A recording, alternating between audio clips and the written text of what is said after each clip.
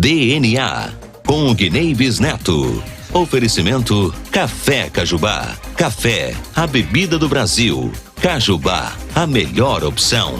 Rodoban, 46 anos. Mais que valores, conquistas.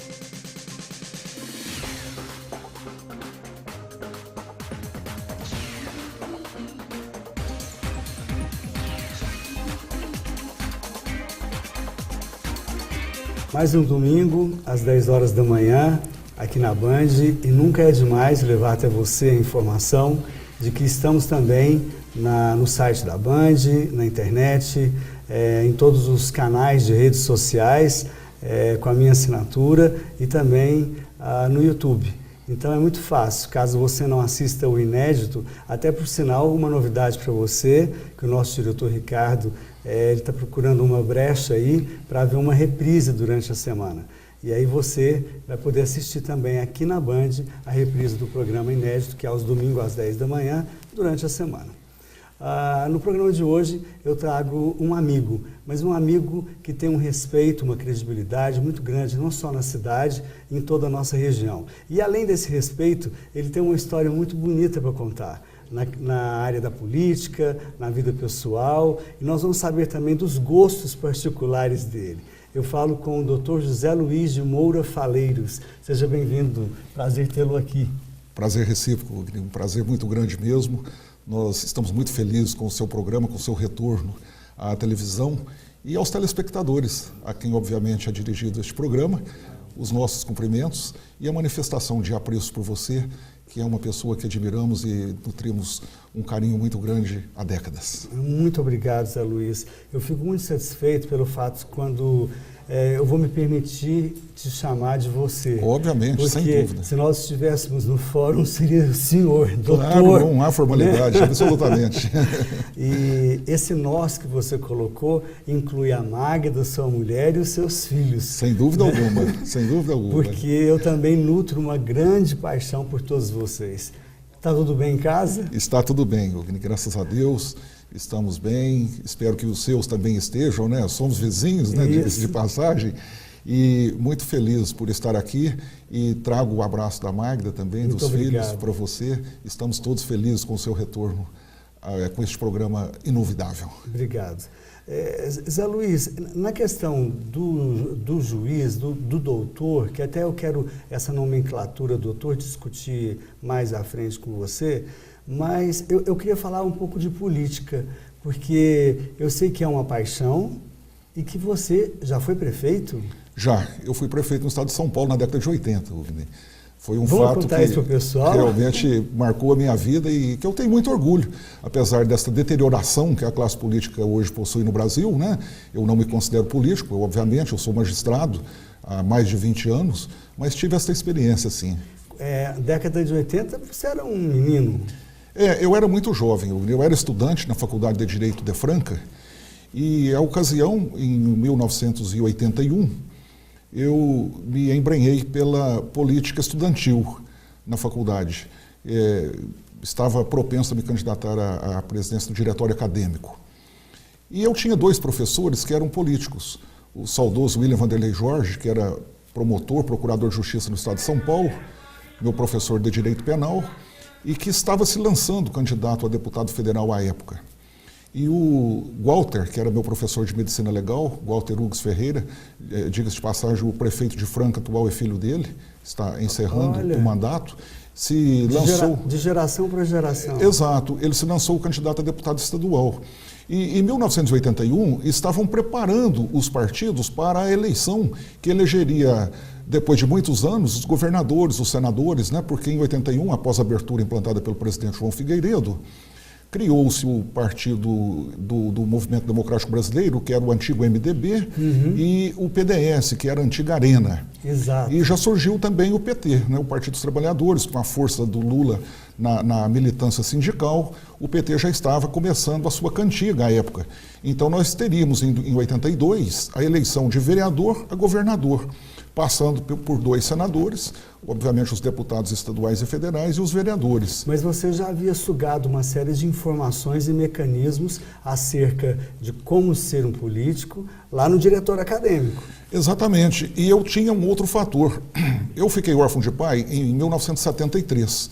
Meu pai morreu subitamente. Cedo. Meu pai morreu com 48 anos. Então, naquela época, eles não faziam um diagnóstico após a morte, né, não faziam o exame, então consta lá na certidão de óbito dele, morte súbita. Eu creio que meu pai era chagásico, que foi criado em fazenda ali na região de Capetinga, São Tomás de Aquino, as barrancas de Minas Gerais com São Paulo. Que foi onde você nasceu também? E eu nasci no estado de São Paulo. Desculpe-me. Eu nasci em Patrocínio Paulista e sou registrado em Itirapuã. São 2 cidadezinhas próximas à Franca. Eu nasci na Santa Casa de Patrocínio Paulista, nas mãos do Dr. Cristóvão Barcelos, que é vivo até hoje, pai do prefeito eleito de Patrocínio atualmente, pessoas por quem nutrimos um carinho muito grande, e que dista 10 quilômetros de Franca. E Itirapuã dista 10 quilômetros de Patrocínio e fica nas barrancas de Minas. Então a minha família toda foi criada ali naquela região.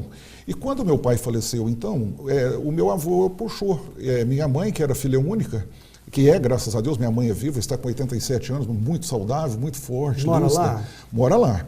Nos visita aqui em Uberlândia, é ministra da Eucaristia até hoje, ela é muito religiosa, então...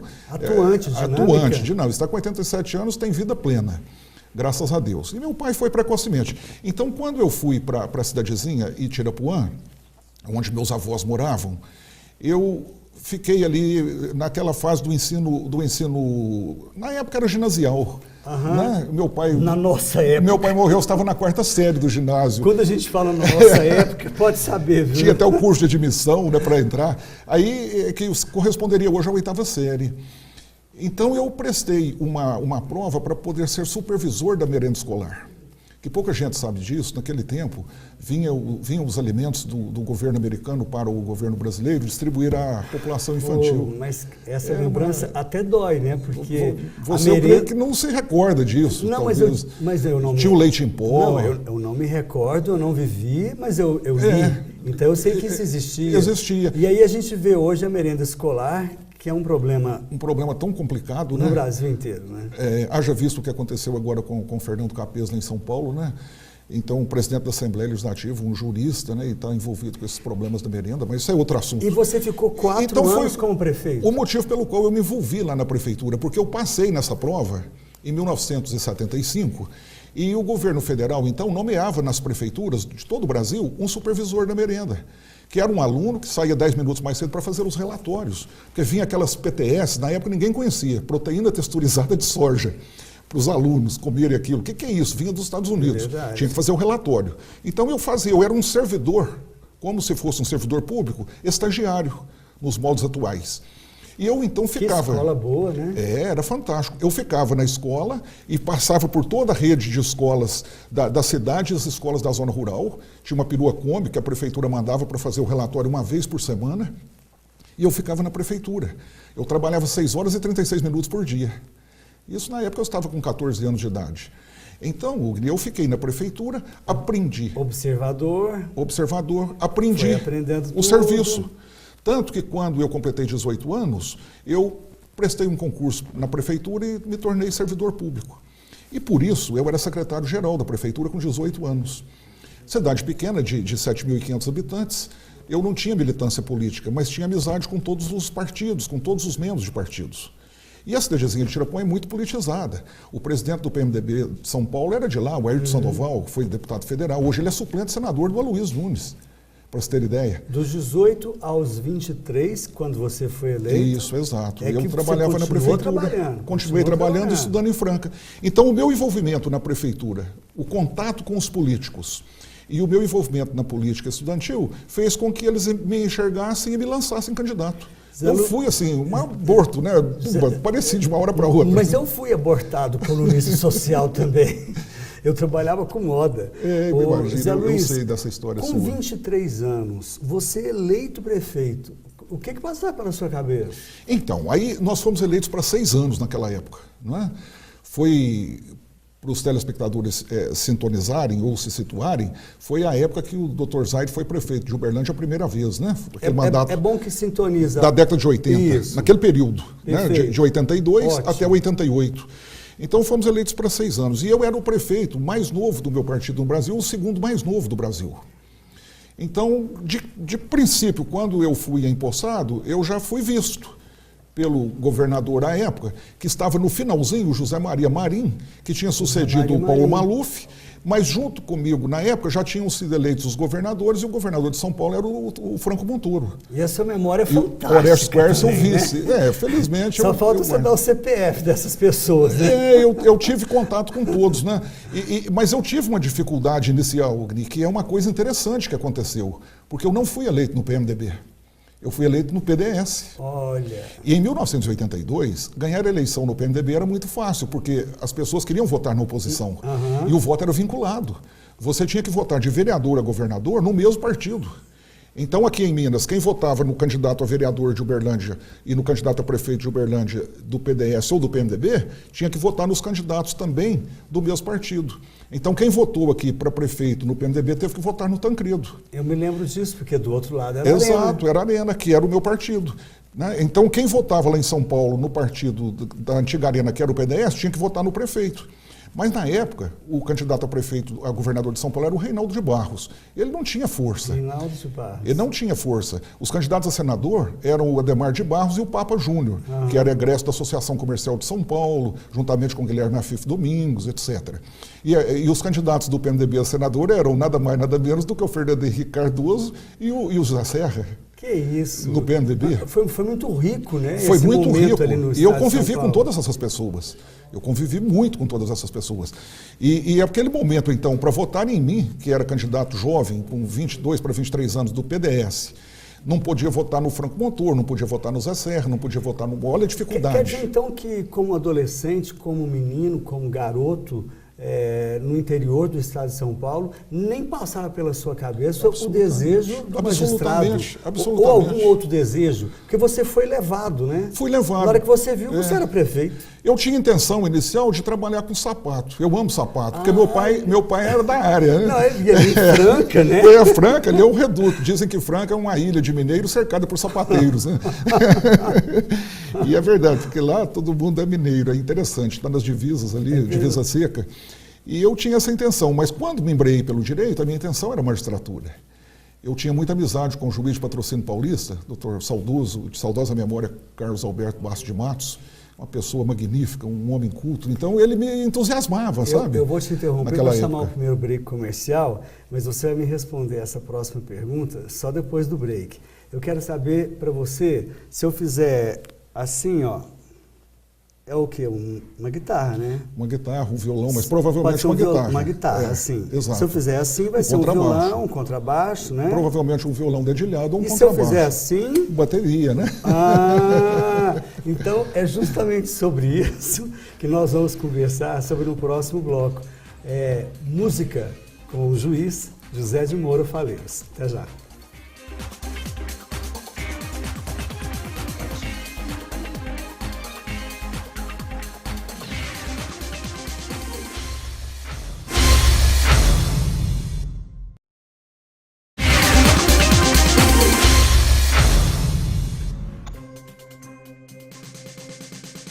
De volta com você no programa DNA. O nosso contato aqui para você interagir conosco é de suma importância, não só vocês de Uberlândia, mas de todas as cidades que recebem o nosso sinal para interagir com a nossa produção. Muito obrigado pela audiência, você também. Eu brinquei com o juiz pelo fato de que ele foi músico, gente, e heavy metal.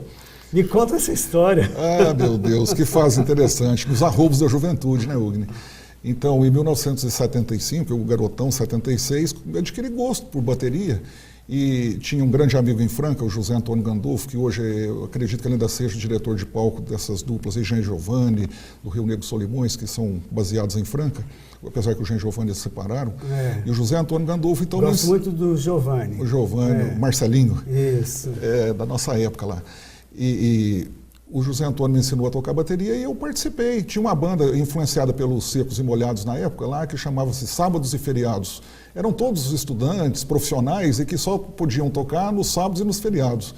Surgiu Secos e Molhados, né? Sábados e feriados. E essa banda fazia um sucesso danado nos diretórios acadêmicos, tocando lá na Unesp, tocando na noite, naquelas festas universitárias. E eu, então, era o baterista da banda, né? E depois virou banda de baile. Foram 5 anos. E você era baterista autodidata? Autodidata, aprendi, com orientação, obviamente, de baterista que tinha conhecimento, que é esse José Antônio, mas não estudei música, propriamente dita. Depois entrei num conservatório lá em Franca para estudar teclado, né? Piano, assim, música, para aprender, para ter uma noção. Porque nasceu algum talento, né? Então eu até tocava, às vezes chegava num casamento, me chamavam lá, casamento de cidade pequena, eu tocava Toca marcha até nupcial. hoje? Estou destrenado, mas sei. Uma Ave Maria de Gounod, essas coisas assim num casamento. Mas a bateria era a minha paixão. E de fato, né, tive aí uma influência muito grande e gostava de um heavy metal, Iron Maiden, como não gostar, né? O seu preferido? Eu gosto demais, eu sou apaixonado, gosto de rock progressivo. Já foi no Rock in Rio? Fui no primeiro. Eu estava lá também, estive em 85. Estive lá. Aquele mundo de lama. Aquele mundo de lama. Quando o Ozzy é lançado no cabo de aço, mordendo morcego, eu estava lá embaixo. Estávamos lá. Naquela chuva, aquela lama escura, né? Hoje é bem diferente. É totalmente diferente. Foi fantástico. José Luiz, agora eu quero te chamar de senhor. Agora eu quero te chamar de doutor. Pelo fato de que o trabalho do senhor é muito importante para nós uberlandenses. Existe uma confiabilidade muito grande de todas as pessoas, sobretudo da minha, em depositar na sua pessoa qualquer assunto desta área do magistrado. Pelo fato de que você leva com seriedade, sem dúvida, mas também com um profissionalismo, com um amor que cativa as pessoas. A profissão foi te dando isso aos poucos. Você viu que eu não consigo te chamar de senhor. Fica à vontade, absolutamente. Não há necessidade desse formalismo, por favor. Não, mas esse formalismo, eu sei que ele não existe pela nossa amizade. Sem dúvida. Mas para o telespectador poder entender isso que eu quero te perguntar. Chama-se de doutor porque se defendeu uma tese de doutorado. É isso? Para ser doutor tem que ter passado pelo doutorado. Né? Senão não é doutor. Senão não é doutor. O problema é que a CAPES considera os membros do Ministério Público e da magistratura equivalentes a doutor. Quando, por exemplo, um professor dá aula numa faculdade e ele não é doutor, não é mestre, não é especialista, e ele é magistrado ou ele é promotor de justiça, a CAPES qualifica aquele cargo ocupado por ele como no nível de doutor. Entendi. Então existe essa tradição no Brasil de promotores e juízes serem tratados como doutores sem possuir o título de doutor, sem ter feito o doutorado, sem ter defendido tese. Porque o concurso da magistratura, o concurso do Ministério Público, são concursos muito difíceis, né? Então quem passa pelo crivo passa por várias fases, né? É uma peneira muito intensa, são milhares de candidatos. Para chegar em 30, eu estudei uma época definido mesmo 10 a 12 horas por dia, durante um ano. Sou mais velho que você sabe, né? Não é não. Sou. Acho que nós podemos ser mais ou menos equilibrados aí. Mas veja como é. A minha carreira da magistratura, ela é vocacionada. Eu trabalho na magistratura por desejo, trabalho na magistratura porque gosto. E a minha vida sempre foi pautada em 3 princípios, Ugni. Primeiro, o sentimento de respeito e de amor ao próximo, por quem quer que seja. Eu respeito e amo as pessoas. Isso desde criança. Eu sempre tive isso como premissa de vida, sabe? Eu respeito o indivíduo. Pode ser a pessoa que for. Da mais humilde à mais importante dentro da escala social. Isso é fundamental. Então, por isso... Porque o retorno é inevitável. Eu respeito as pessoas. Eu respeito. Pode ser o que for. Para você ter uma ideia, chega um estuprador na minha frente. Eu, como magistrado, eu respeito e o trato como senhor. Ele começa primeiro a ser um ser humano. Não né? importa ali na minha frente, quando eu estou julgando. Depois é que a gente vai estudar o caso dele. Eu vou, obviamente, julgá-lo e aplicar a pena que ele merece, mas eu respeito a pessoa que está ali, independentemente da conduta ou da natureza da vida dela. E isso faz com que eu tenha esse perfil. A sua base é Uberlândia? A minha base... De trabalho? De trabalho é Uberlândia, há 20 anos. Mas você viaja muito. Eu sou aqui em Uberlândia juiz da primeira vara criminal e presidente da segunda turma recursal, que julga os processos oriundos dos juizados. E tenho contato com Belo Horizonte, né? Brasília esporadicamente. Bom, mas é Uberlândia. O músico, eu sei que se eu te der um piano, você vai tirar algumas notas aí, se eu te der uma bateria, você vai tirar um som. E em relação à política, se eu te convidar a voltar para a política, você voltaria? Não, a política não faz parte da minha vida mais desde que encerrou o mandato em 82, aliás, desculpe, em 88, porque magistrado não pode ser filiado em partido político. Você deixa de ser juiz? Para militância política tem que deixar de ser juiz. E, deixando de ser juiz, havendo um convite para a política, você voltaria? Não sei te responder Nem isso passa hoje. isso pela sua cabeça. Eu retirei a política porque foi uma experiência na minha vida. Tirou daqui também, né? Do coração, não. Não. Eu amo a política e amo verdadeiramente a estrutura política. Então... Porque nós não vamos jamais, no Brasil e em lugar nenhum do mundo, vivermos sem os nossos representantes.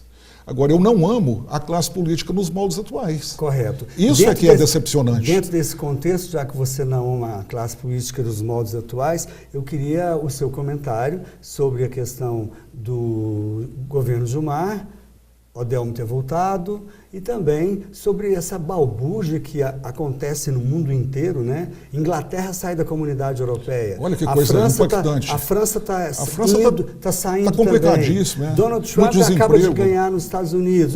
Faz um apanhado geral para mim disso aí, por favor. Então, como eu estava dizendo, eu entendo que nós precisamos de políticos honestos, de políticos comprometidos com a sociedade, porque nós não vamos nunca sobrevivermos sem vereadores, sem prefeitos, etc. Então, se nós não procurarmos eleger pessoas boas, comprometidas, o que será do nosso Brasil, o que será do mundo? Mas essas pessoas, elas vão nascer? Então, nós precisamos de pessoas que realmente... Elas existem. Só que elas precisam de despertarem dentro de si mesmas o interesse pela causa, né? Eu estou tão desesperançoso. É isso que nos deixa triste. Muito desesperançoso. Porque a cada eleição que vem, a gente percebe agora em 2018, que o quadro de candidatos não corresponde aos anseios. Quem que vai aparecer em 2018? Tem pessoas boas aí, sempre tem, né, óbvio. Mas a gente gostaria de ter pessoas que fossem realmente integralmente comprometidas. Mas essas pessoas boas também, elas podem não querer, né? Elas não querem. É isso que precisa mudar. E aí? Como eu disse para você há pouco, você perguntou se eu gosto da política, eu falei, gosto, amo, por quê? Porque nós não podemos viver sem a representação, né? Isso faz parte do sistema tripartido de poderes. O judiciário não é assim. Mas aí fica muito mas o executivo e o legislativo porque hoje, como eleitor, como você também é eleitor, claro, a gente vota no menos pior, né? A gente procura selecionar, né? Horrível votar no menos pior. E quem perde somos nós. É a sociedade, né? Você gosta muito de vinho, você gosta muito de comer, que eu também gosto, e essa mulher cozinha muito bem, né? A Magda, a gente brinca, chama ela de chefe, ela é descendente de espanhol, italiano. Então, você gosta de música? Gosto. Tem amigos músicos? Muitos, né? Muitos. Quando eu vejo o Fernando Pires e o Alexandre Pires lá na sua casa e eu não estou, eu morro de ciúme. Ah, meu Deus. Mas nós vamos ter essa oportunidade, pode deixar. Eu gosto dessas pessoas que são envolvidas com a música. O músico, o artista, geralmente tem uma alma pura, né? É uma pessoa boa, sem dúvida alguma. E a música, ela nos eleva. A música nos eleva. É o combustível da alma, né? A música e o vinho.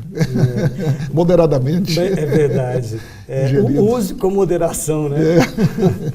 Doutor José Luiz, um recado, um puxão de orelha para a sociedade, porque já que nós compactuamos da mesma ideia, que estamos vivendo momentos muito difíceis, e pessoas boas que estão lá nos bastidores não querem aparecer, qual a palavra de alento para a população? De que a gente deve acreditar em quê? Alguma coisa vai melhorar ou você vê um futuro caótico? Eu entendo que devemos acreditar no ser humano, primordialmente. Nós temos ainda que acreditar no ser humano, porque nós somos a razão de toda a inteligência do planeta, né? Se nós não acreditarmos no ser humano, o que seremos no futuro? Os problemas ambientais, né? Os problemas de doenças e tantos outros que estão aí assolando o planeta e que vêm a cada dia nos preocupando mais. A questão, por exemplo, do aquecimento global, a questão do Zika vírus, né? Por isso eu falei questão ambiental e questão de doenças. Quem imaginava de termos uma epidemia de Zika vírus no Brasil, causando problemas nas crianças que estariam sendo geradas nos dias atuais. Problemático. Isso é uma coisa terrível, né? Então nós não podemos mais admitir esse tipo de coisa. Mas para que tudo seja realmente resolvido, nós temos que acreditar no ser humano. É depositar confiança no ser humano. E combater a droga aqui no Brasil. Combater o crack. Essa é a doença. Esse é o problema que nos assola e que nos aflige. Eu tive uma ocasião no Rio de Janeiro e tive contato com um pessoal do crack, da coordenação do Narcóticos Anônimos. E eu ouvi uma palavra que eu vou repetir aqui, é pesada, mas diz que é o demônio em pedra. É o demônio em pedra. O Rio de Janeiro, você fez uma referência interessante, eu tenho muitos amigos no Rio, e a questão de 8 anos, 10 a 8 anos atrás, esses amigos me falavam, Zé Luiz, o Rio de Janeiro não tem crack. Nos morros, há 10 anos atrás, no Rio, só entrava maconha e cocaína. Eu não estou fazendo apologia nem defendendo maconha e cocaína, absolutamente. Lógico. Mas o Rio não tinha os problemas que tem hoje, porque não tinha crack. Aí, quando começaram as pacificações, aí eles deixaram entrar o crack. É uma coisa, assim, incoerente, mas é real. Eu preciso te interromper, o nosso tempo está terminando, e eu quero só dizer, se você tiver um projeto para a gente exterminar o crack, pelo menos em Uberlândia, conte comigo, porque eu também sou apto Esse é o problema maior, tirar isso da cidade, porque é um horror. Zé Luiz, para a gente terminar, o seu recado final, por favor. O meu recado é de, primeiro, cumprimentar você, a emissora, muito obrigado. A Rede Bandeirantes, aqui do Triângulo Mineiro, pela iniciativa, ao Ricardo, né, aos demais diretores da mesma, porque foi uma iniciativa brilhante e que, sem dúvida alguma, haverá de crescer muito em audiência, em publicidade e tudo mais, pelo seu perfil e pela grandeza da emissora, sem dúvida alguma. E deixar também o meu manifesto de carinho, de admiração e de amor pela nossa população, pelos telespectadores aqui de Uberlândia, de toda esta vasta região triangulina. Creio que você entra até pelo sul de Goiás, nordeste de São Paulo. Você sabe tudo. Porque realmente eu ando por essa região aí e sinto, né, os comentários da penetração da emissora. Meu respeito e admiração por você. Meu abraço a todos. Muito obrigado. E a você, muito obrigado pela audiência. Não se esqueça de interagir conosco, hein? Na próxima semana, outro convidado aqui na nossa mesa do DNA. Até lá.